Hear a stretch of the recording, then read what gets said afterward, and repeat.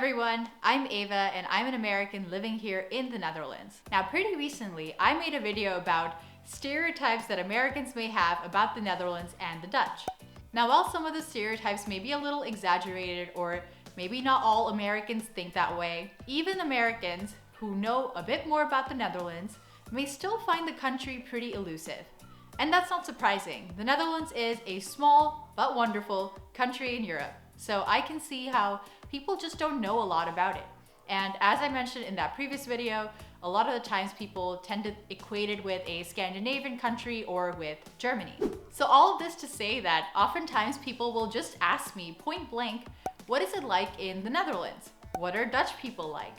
And I find myself having to describe an entire country to, well, an entire country. Okay, so it's not quite that extreme, but I have had to describe the Netherlands and Dutch people to Americans in the past. So I thought today, why don't I just sit down and make a video about my top 5 favorite things about Dutch people that I want Americans to know. So without further ado, so the first thing I want to talk about today is the sense of community that I think that Dutch people and the Netherlands has in general. I think these times of COVID-19 have really given a good illustration of what I'm trying to say. When it became clear that the horeca, the hotels, restaurants, and cafes will be closed for a while due to the pandemic, people in the community really stood up and did something about it. So for instance, you could actually order these boxes that had packaged up goodies from different local cafes and restaurants in the city you're in, and you could have them delivered to your house during the times that these places were closed. In the city that I live in, you can also find these signs everywhere. This is a postcard, but you could find this sign as a poster hanging outside many shops, cafes, hanging through many people's apartment windows, including my own. And this just shows a sense of community. It gives a sense that you're not alone in this, and as the sign reads, we take care of each other, or we want to take care of each other at least. On a non-COVID note, I was surprised when I moved into my first apartment in Amsterdam after I moved to the Netherlands permanently. The people who we were subletting from had actually told their neighbors about us and had introduced us to their neighbors. I was also surprised that as the days followed, the neighbors started introducing themselves to me. Now, in the US, in suburban places, it's more common to introduce yourself to your neighbors because you buy a house in a neighborhood and, you just want to know who's there. But in buildings and cities, I have found this to be extremely abnormal unless you run into them and maybe start a conversation. I've never been in a situation where someone will come up to you and introduce themselves to you explicitly. I mean, I'm even going to go as far to say in the US, people just ignore each other because for all you know, they could be visiting. You don't want to intrude. You don't want to know their name. You want to kind of leave them alone. This is very much a big city, I can tell you at least northeast of the US, big city attitude. But here in the Netherlands, apparently not the case. It's that sense of community showing up again. So I've had this experience in the apartment building in Amsterdam that I mentioned, and I've also had this experience in Utrecht as well. And both of these places are pretty big cities, so I really like seeing that. It's one of the things that makes living here pretty easy because you don't feel like you're going through this alone, even if you're an expat and you don't know that many people. I thought of another example that I can use to illustrate what I mean by the sense of community here in the Netherlands. I think it also has to do with the fact that you're thinking about the other person more actively and you act on it. In the US one time, my girlfriend and I went to the beach and we saw this little girl walking in front of us crying. She was all alone and no one did anything, including myself, because my first instinct is to mind my own business. Now, of course, I kept an eye on her and I wanted to make sure she was doing fine. But my girlfriend immediately got up, talked to her, tried to find her parents, eventually found them, and, solved the problem. But she was surprised in that moment that the other Americans sitting all around her, adults and other kids alike, didn't do anything or didn't say anything to help out this girl. Now, it's not that we didn't want to help her out. It's just that we like to let people mind their own business and we mind our own business ourselves. So we do not want to meddle with someone else's child. That is the kind of attitude we have. And in New York, it's even worse. You could be walking around, half your face blown off, and you'd be lucky if people bat an eye towards you.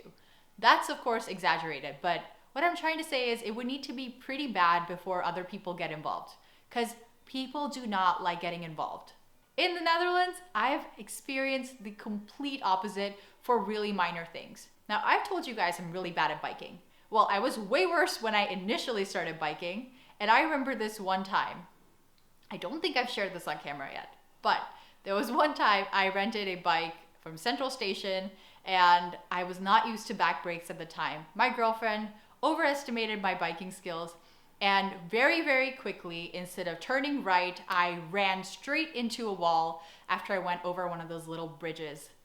So yeah, I crashed and fell, and the bike kind of fell on top of me. I was fine, was not bleeding, I stood up pretty quickly. But I was really surprised and embarrassed when 3 Dutch people, all grown men, came to ask me if I was doing okay, and I know it was really nice. I knew that at the time, and I know that now as well. But I could not help but be extremely surprised and feel extremely embarrassed that this was happening. It's because I really wasn't used to the fact that they would come up to me and talk to me and make sure I was okay over something so minor. So I felt like I must have done something terrible, something really embarrassing, really stupid in order for them to come up to me and talk to me. You see what I mean? People here really like to take care of each other, at least to a very large degree. Number 2 on this list is that Dutch people are happy people. They are the 6th happiest country in the world for adults and number 1 when it comes to kids. That's right, the Netherlands has the happiest kids in the world. I've tried to think about where this happiness comes from. And to me, I find that it might come from life just being much easier here in the Netherlands. For instance, everything's pretty accessible by bike.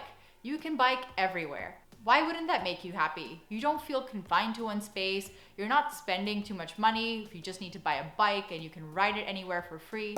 That's really nice. The trains are really easily accessible. You can go anywhere you want to pretty quickly without having to reserve ahead. And then of course, there's the fact that I find that the quality of life is also much higher here. Just what you can get for your money, for the taxes you pay, and so on. So it could also be that because some things are subsidized by the government or cheaper for whatever reason, it could contribute to people's happiness.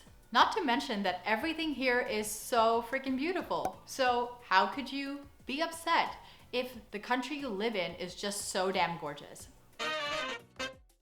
The Dutch like to live simply. Doe normaal is the motto of the country and the Dutch.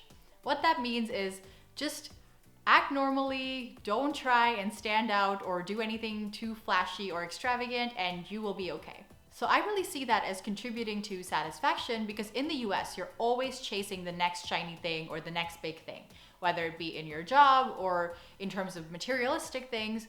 Whereas I find that that's less of the case here. You do not go around with, designer outfits that are crazy expensive. You could, and that's fine, but even people with those things try to make them look very plain. Like to give you an example, if I were to compliment someone on their sweater, like I compliment a Dutch person on this really nice sweater they're wearing, they would probably get really uncomfortable, and the first thing they would say is something along the lines of, oh, this thing, yeah, it's old, but got my money's worth, I've been wearing it a lot, or this was just 10 bucks. So something to play down how nice their sweater is. And we're talking about a sweater here, so you can imagine how this scales up to a car, a house, and so on. So I have learned from the Dutch that if you live simply, you want less, and I do think that that really runs deep into Dutch culture. The 4th thing I want to talk about is how Dutch people work to live, but not live to work. If you are American and you move to the Netherlands, you might be surprised by how people tend to really have fixed working hours. I know that might not be the same for every single job, but for instance, if your contract says 38 hours and you work 5 days a week for 8 hours a day, then those 2 hours actually convert into holiday time that you can use.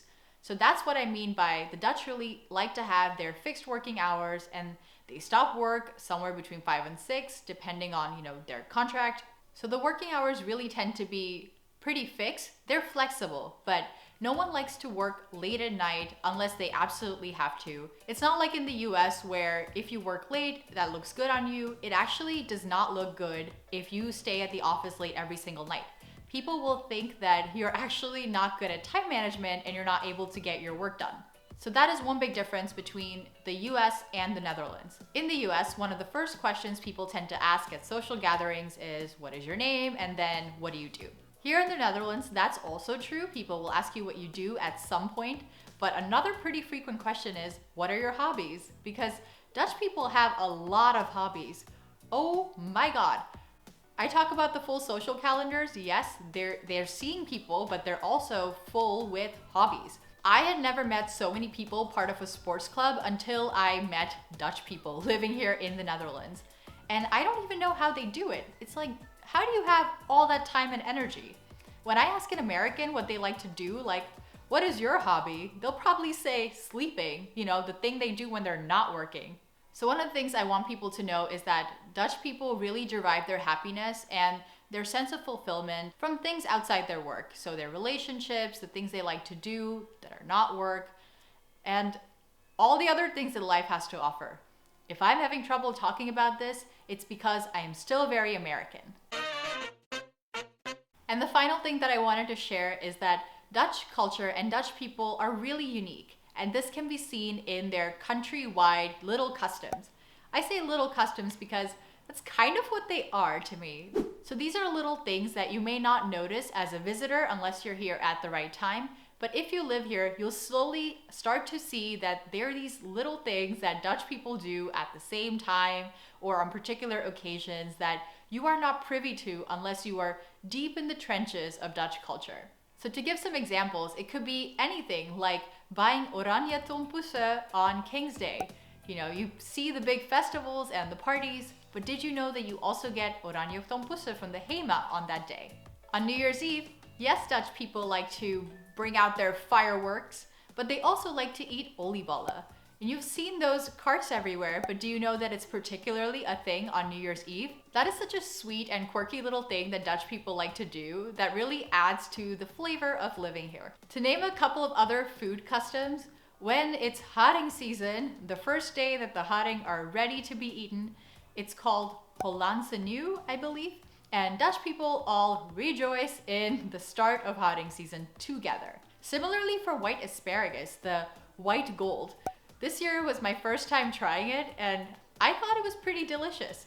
I personally would not rush and celebrate and go to the markets to grab them in handfuls, but I see the pleasure in joining. It's really these little customs that people have experienced their whole lives here in the Netherlands, and it really shows that it's the little things in life that matter. I've lived in the Netherlands for a little over a year, and I'm really looking forward to now experiencing these little things in the years to come. So I've definitely mentioned a few, but I know that there are many more of these little hidden gems of customs here and there that I will get to know in my time here.